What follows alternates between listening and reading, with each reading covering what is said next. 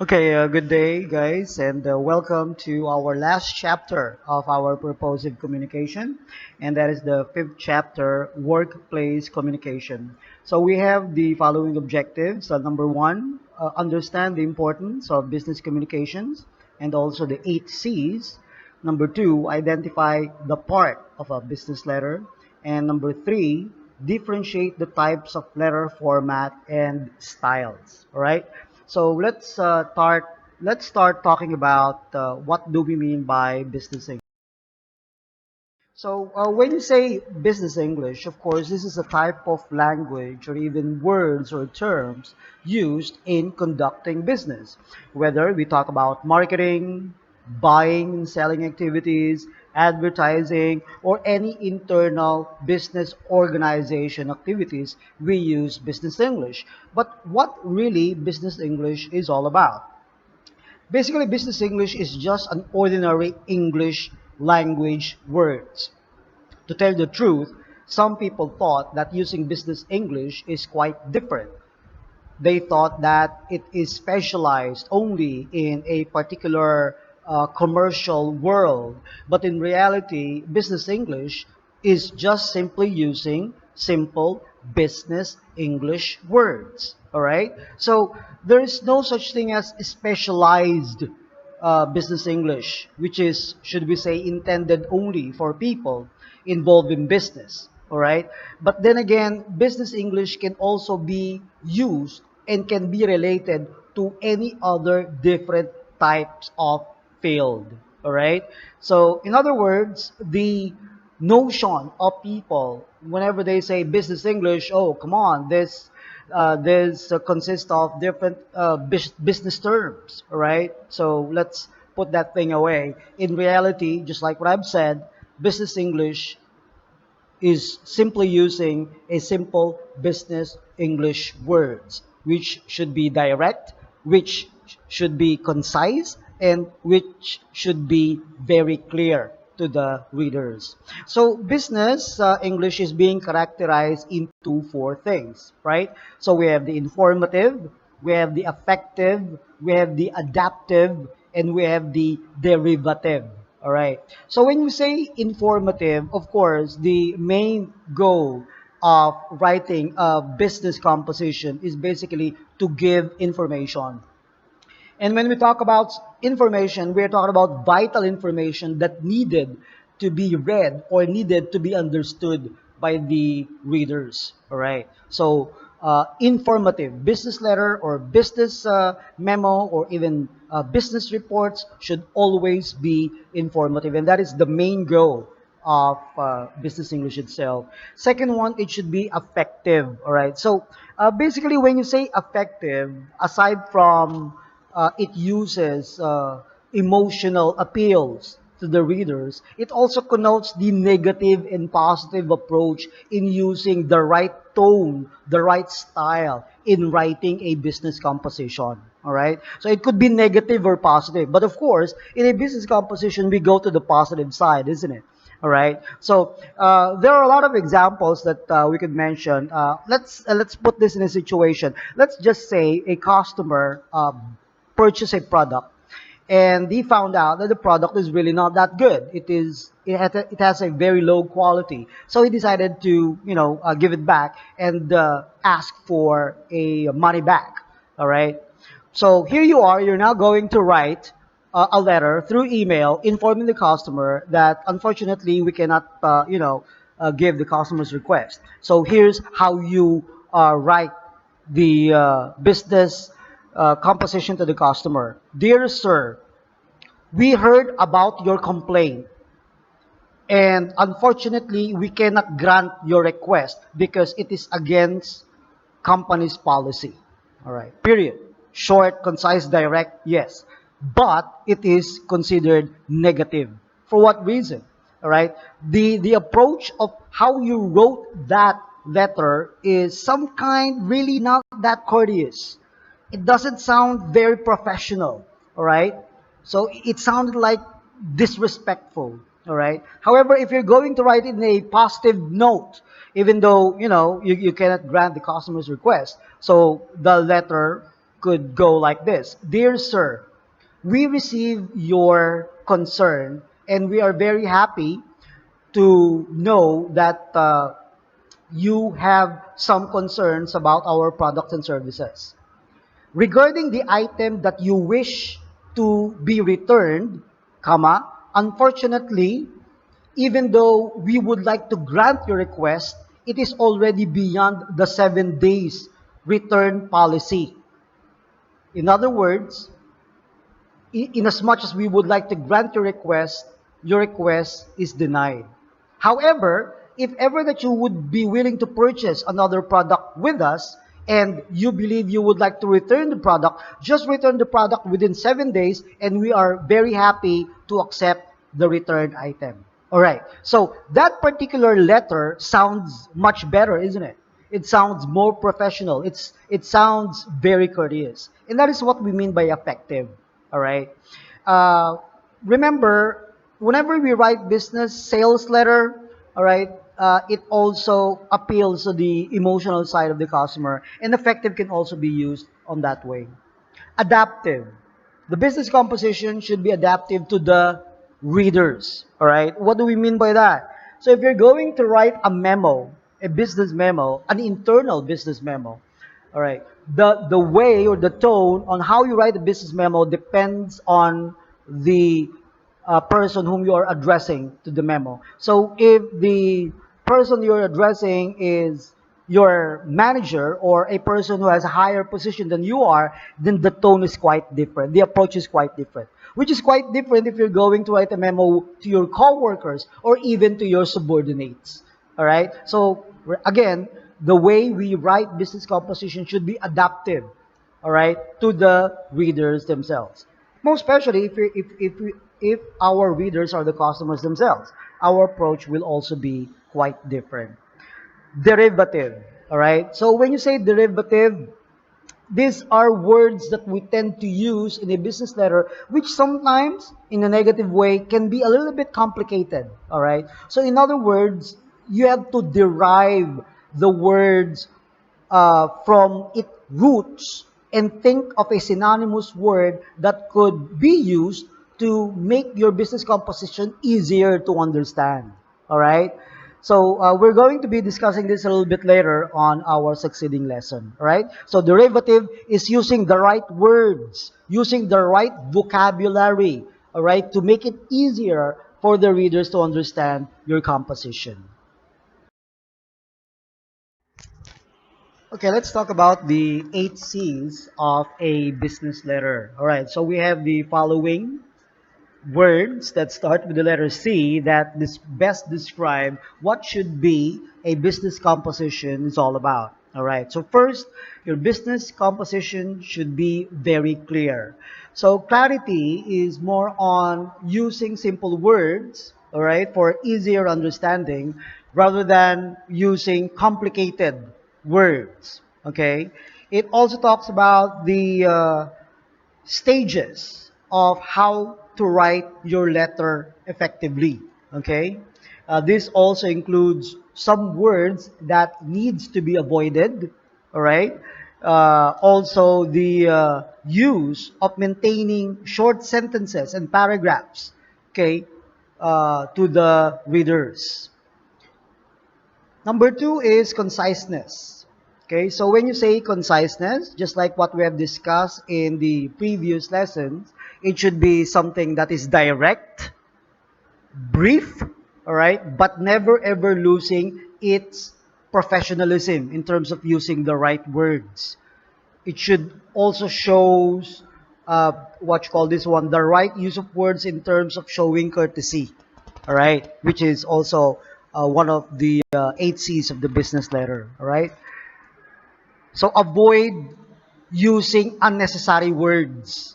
All right. So just do not go around the bush. Just go directly and tell the readers what the readers would like to know. All right. Number three, consideration. Consideration is more on looking at the situation from the standpoint of the reader. Why do we have to do that?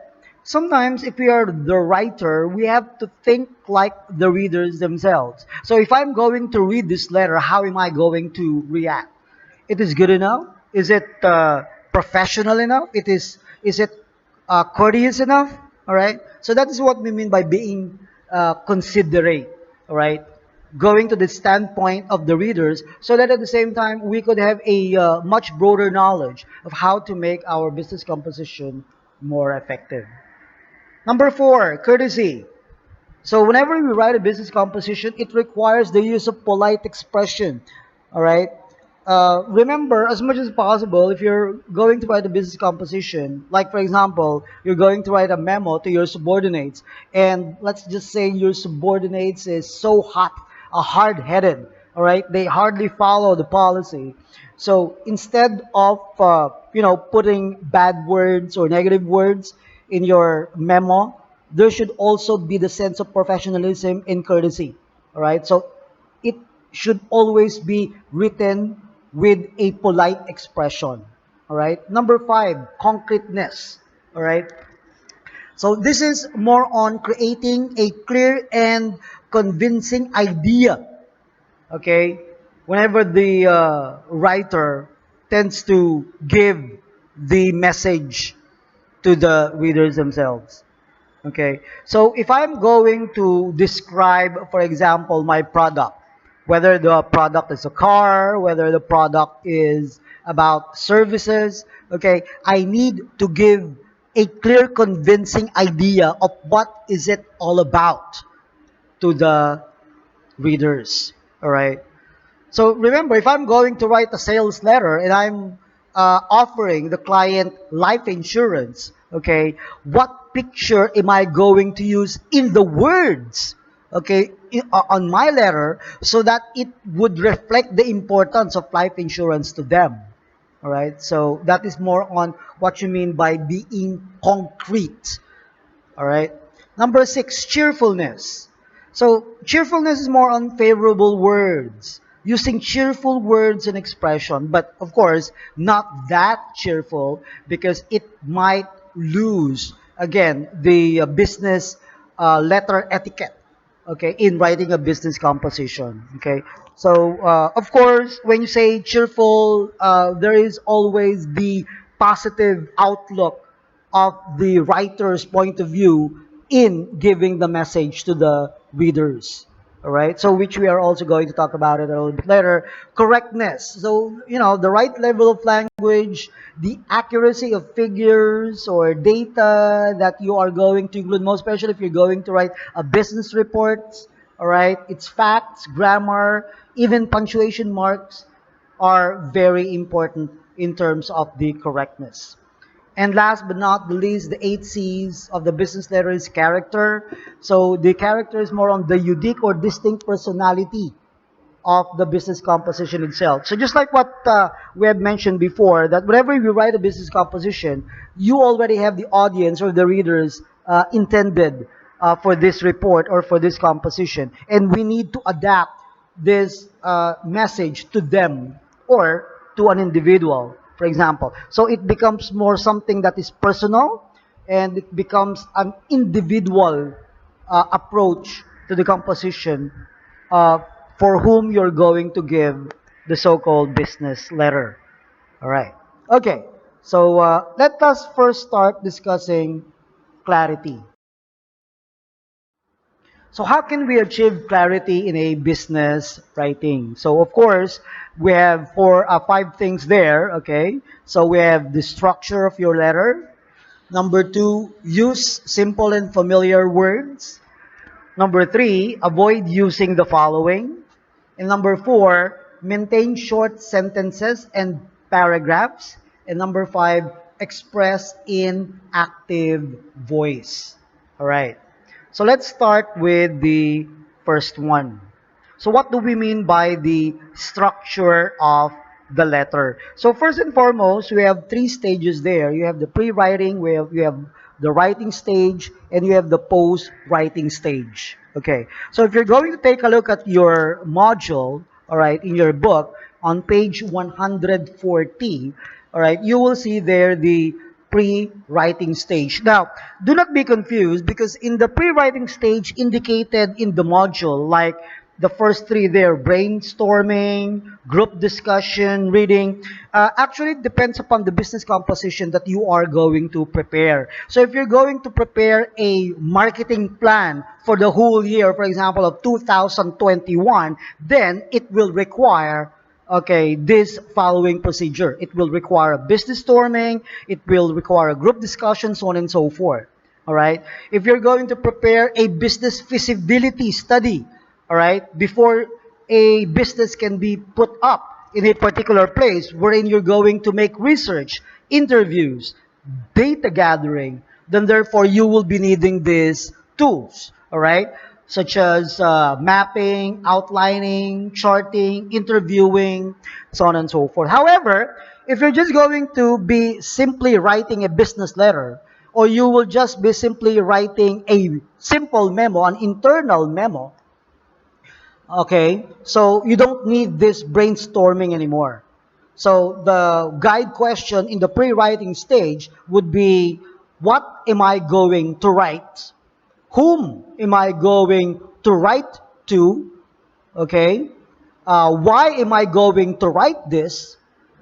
And how am I going to begin my business composition? All right. So those are just guided questions. So what am I going to write? Whom am I going to write? Why am I going to write this? How am I going to start writing this? Okay, so that is the pre-writing stage. Okay, so when you say the writing stage, this is the time once you already identify what to write. Okay, so for example, I've already identified what am I going to write. I'm going to write a memo. Whom am I going to write the memo with? I'm going to write a memo to my subordinates.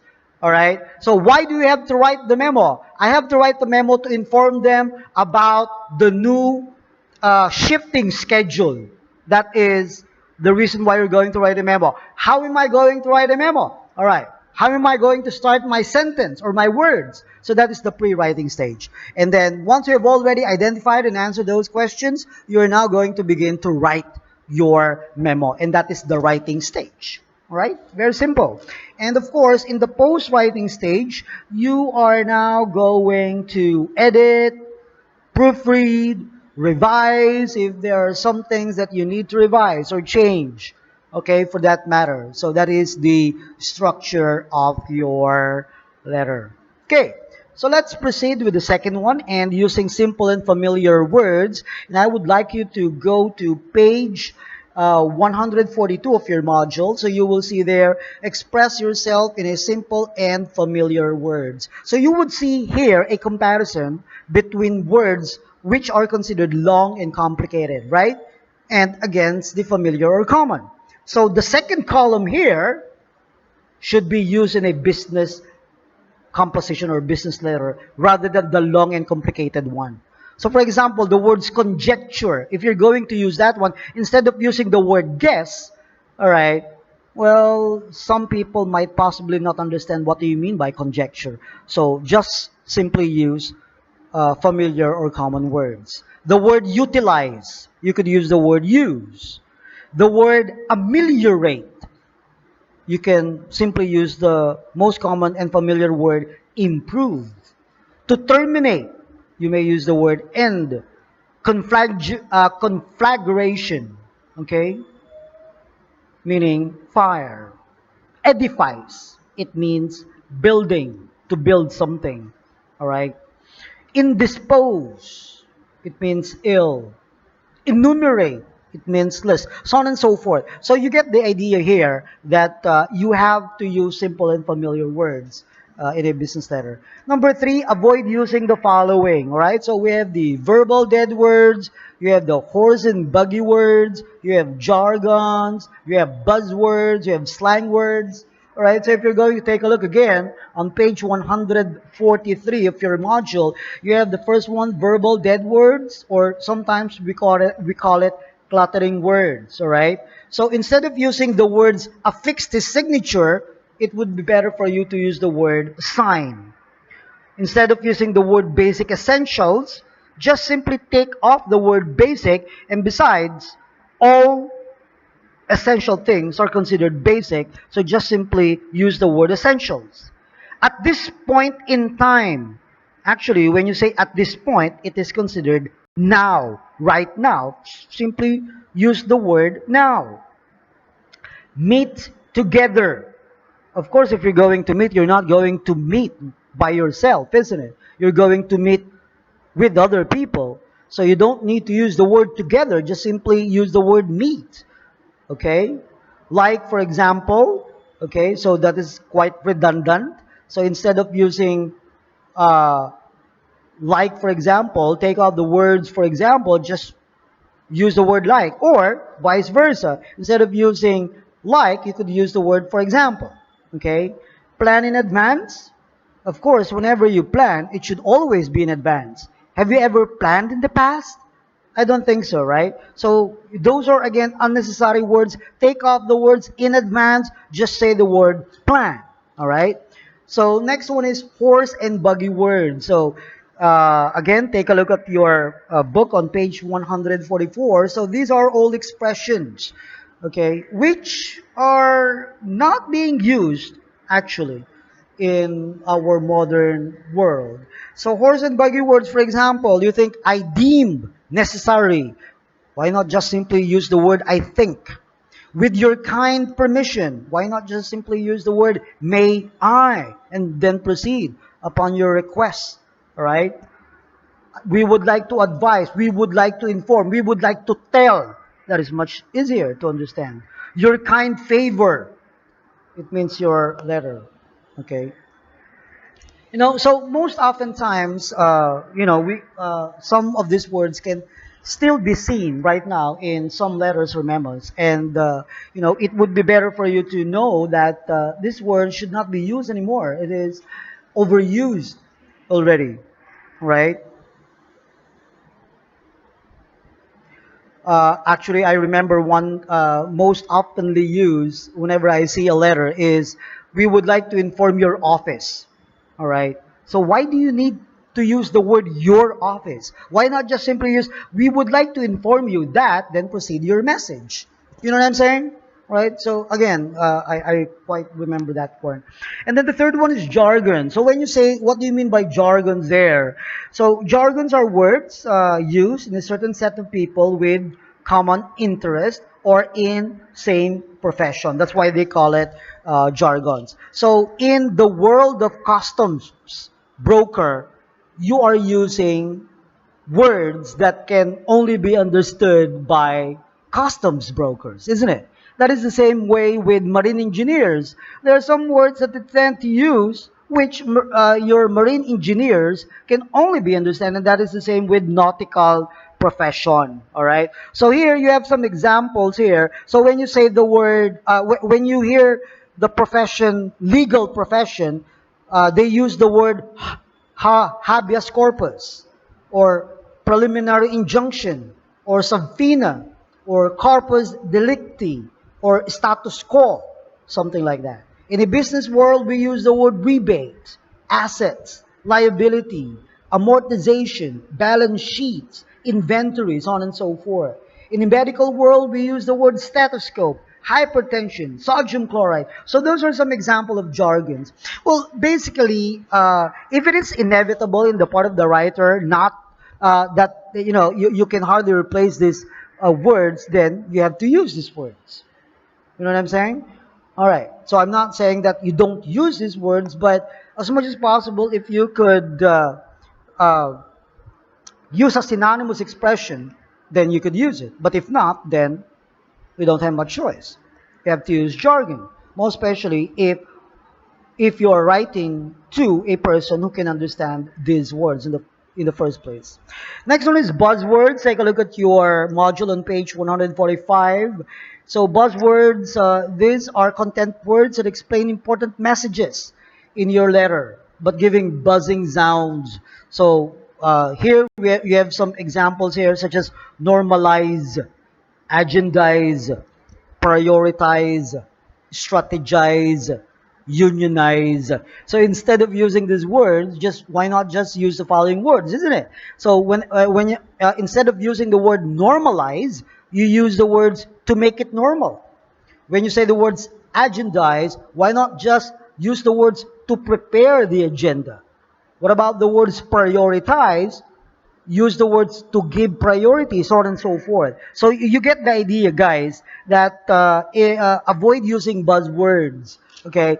And then last but not the least there, things that we need to avoid is slang words, all right? So basically, these are some words which were contracted with each other and combined it in one word. So like for example there, you have the example of we're gonna email the document next week. So the words gonna is a slang word. So that is a combination of two words which is going to. So instead of using the word gonna, you need to complete those words. So we are going to email the document next week.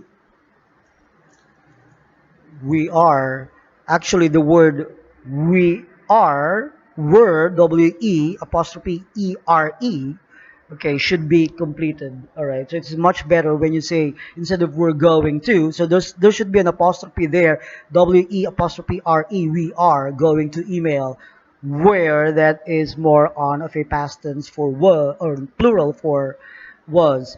Okay, so we are going to email. Do you wanna join the DAFO marketing company? So again, do not use the word wanna, but instead of want to, it should be want to. Okay?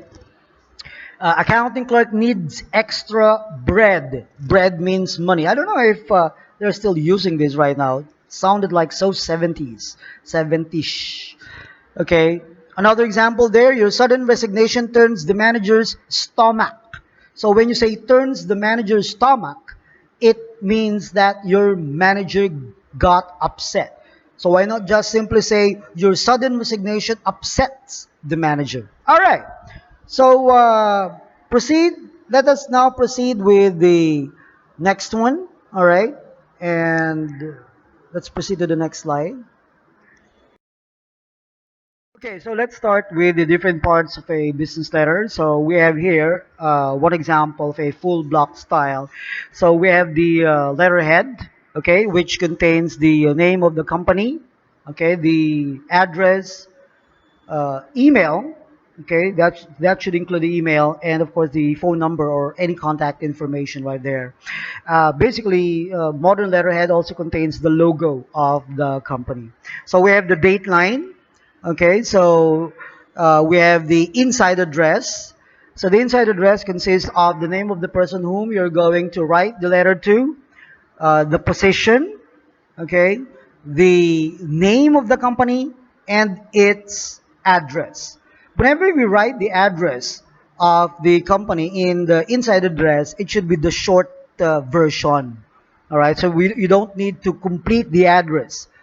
Uh, okay, so just simply the location. So if I'm going to write a letter to SM South Mall, for example, and the name of the company is SM South Mall, so the address would be Alabang Zapote Road, Las Piñas. That's it. All right. Okay. So we have also the salutation. So you have there, dear Jim. You have the parts of a typical letter. You have the introduction, you have the body, and you have the closing part. Now you have the complementary close there, the sincerely, and you have the signature line. Okay, the signature and the signature line. Okay, so in the signature line, it contains the name of the person who wrote the letter, including his position. Okay, or it could be the company that he represents. Okay. However, the ABC Corporation is already written in the letterhead in the first place. Okay, so let us briefly discuss the following parts vividly, and let's start with the date line. All right, so whenever you write the date line, avoid using abbreviation. So as much as possible, complete the date. Okay, so if you're going to write October OCT period, all right, just complete the date, the word October, and then the number, comma, and then the year. All right, avoid using the slashing type method like 11 slash 19 slash 20.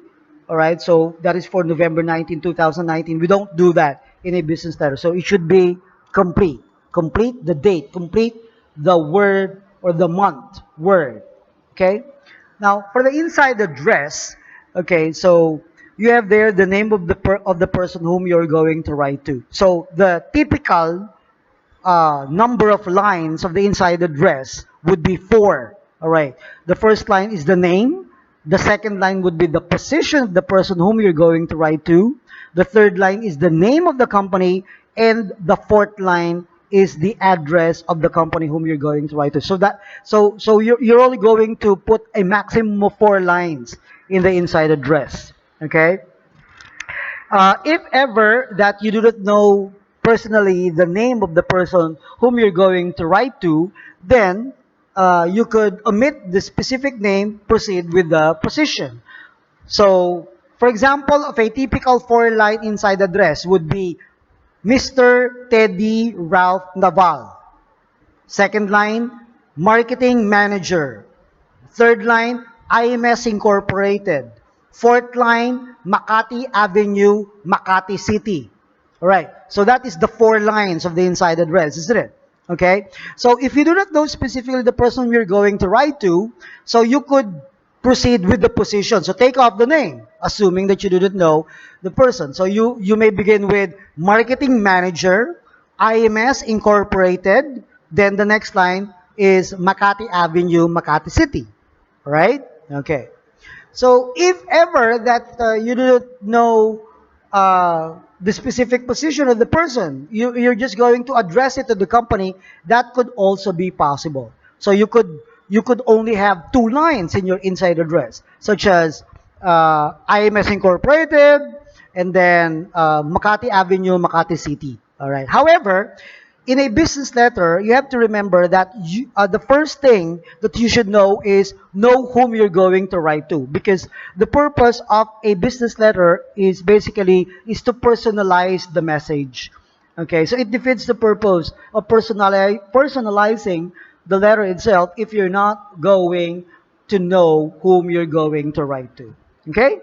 All right, so I hope that is completely understood. So in salutation, of course, you have uh, we often use the word dear. All right. However, in this particular example, dear Jim, take a look at this. The writer used the first name of the person whom you're going to write to. He put there Jim. We call this as semi-formal. All right, semi-formal type of salutation. Because the formal type of salutation is just simply the word sir, then colon. That is the most formal type of salutation, sir. Now, the most informal type of salutation, just simply say the word Jim, colon. All right. However, it depends upon the purpose of the writer. If the letter is really a formal type of letter, then he has to use a formal salutation. Okay. So, in this particular example of a letter, it is a semi-formal type of a salutation used by the writer. We call it Dear Jim. All right. When you say Dear Sir, it is still semi-formal. All right. Most formal is one word. So if it is a female whom you're going to write to, so it's going to be Dear Madam. All right. Colon. All right. Or semi-formal would be Dear Miss Smith. You could also do that. Most formal type of salutation consists of only one word. If it is a female, then you only use the word Madam, colon. You get my point? All right. Now, if you are addressing to a group of people, okay, so let's just say that the inside address contains what you call this one, a department. So, accounting department. So, your inside address consists like this: accounting department. Second line, PMMS, Las Piñas. Third line would be Talon Uno, Las Piñas. Period. So that is your inside address. So what would be your salutation if it is addressed to a department? So your salutation would be gentlemen, colon. Gentlemen, colon. So I know that there is a little bit of a sensitivity in terms of the gender point here. But when you say gentlemen, that includes just about everybody. Okay? We don't just simply use dear sirs, dear madams. You do not do that. All right? Avoid using those things. Okay? So if it's in a group of people like an organization, all right, so Supreme Student Government, Philippine Merchant Marine School, Las Piñas, Talon Uno, Las Piñas. All right, so it would be gentlemen, right, colon. And that includes everybody, females, gays, lesbians, just about everybody. All right, and then on the next line, you have the introduction. We're going to talk about that on the different types of terror that we're going to use. And then the last part, let's jump to the complementary clause. And when you say complementary clause, just like the salutation, you have the formal, you have the semi-formal, you have the not so formal. All right. So the longer the complementary clause, the more formal it becomes. The shorter the complementary clause, all right, the more it becomes informal. So here, you could see that the salutation and complementary clause jive with each other. So this is correct, basically. So since the writer used Dear Jim, all right, and he used the first name Jim, it becomes informal. And since this letter is considered informal, the writer used one word of complementary clause, which is the word sincerely, which is good, very good. So if I'm going to make my salutation as formal, for example, sir, colon, that is formal, then my complementary clause may consist of three words: very sincerely yours. That is a formal complementary clause. Semi-complementary clause consists of two words: very sincerely, all right, or sincerely yours. That is in semi-formal complementary clause. Okay, so remember, if your salutation is formal, your complementary clause should be also formal. If your salutation is informal, then the complementary clause should also be informal. So the two should jive with each other. Okay? So again, the longer the complementary clause is, the formal it gets. If it's three words, it is formal. If it's two words, semi-formal. If it's one word, informal. Okay, and you got there the signature line. All right, so the name of the writer and including the signature there. All right, so mind the spacing. This is a right spacing basically. All right. So on the introduction, the first sentence there, you got two spaces, and then proceed with the next paragraph, which is the body. And within the body of the paragraph, you have only single space right there, and then another double space from the body to the closing sentence. Let's proceed with the next slide. Okay, so we have here an example of semi-block style. So when you semi-block style, okay, you would see the date line is written from the center of the paper with 5 spaces, okay? So you may see that the date line again is written from the center, and from the center you will put 5 spaces, then you will have your date line. So just put an imaginary center line on the letter, and the semi-block style, the date line is written there. Now, you may also notice that the date line should be in proportion with the complementary clause and the signature line. Again, they should be in proportion together. So, if the date line is written from the center, then 5 space. The complementary clause, sincerely, should also be written from the center, then 5 space, together with the signature line. So, okay, date line, complementary clause, signature line, they should always be in proportion. So here you have the inside address, Mr. Betty Johnson. Then you have there, dear Miss Johnson. And then on the first line of your first paragraph, your introduction, again, you may notice that you have 5 spaces from the left margin. Well, actually, the letter has a very small left margin there, but actually you just simply get the idea already there. So there's the indentation of 5 spaces for every starting line of the paragraph.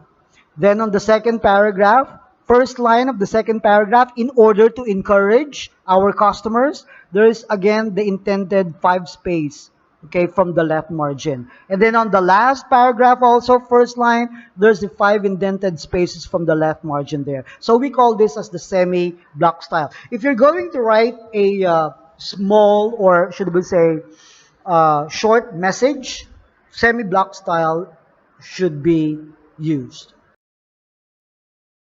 Okay, so this is a block style, and actually it is a little bit similar to the semi-block style, except for the first line for every paragraph. So again, if you're going to take a look at the first paragraph, the first line doesn't have any indentation of 5 space from the left margin. All right, so they are all written from the imaginary left margin.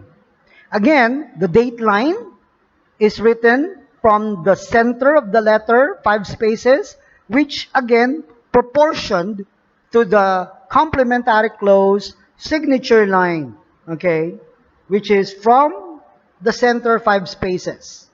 All right, and you have the enclosure there also written from the left margin. So we call this the block style. And the third one is the full block style. So here, everything is written from the left margin, except of course for the date, for the what you call this one, for the letterhead. So the letterhead is always located on top of the letter. Well, there are some modern letterheads which is written below or even on the right side of the letter, which is already printed already. So again, the full block style, date line, the inside address, the salutation, all paragraphs without any 5 space indentation is written from the left margin. All right? So that's the full block style. So the full block style is usually written if ever that you have a lot of message, okay, that you are going to write to the readers. Okay? So let's proceed with the next slide, please. So you have here some important reminders and your punctuation marks right there. And take a look at your page 165 of your module, the use of comma, the use of colon, the use of capitals, and the use of semicolons. Basically, these are very self-explanatory, and I would like you to read it for you to be reminded how to use properly, okay, this punctuation marks. Okay, so using punctuation marks are very important, and I would like, if you read it already, I advise you to read it again. And we're now going to, I'm going to give you an exercise after this. All right?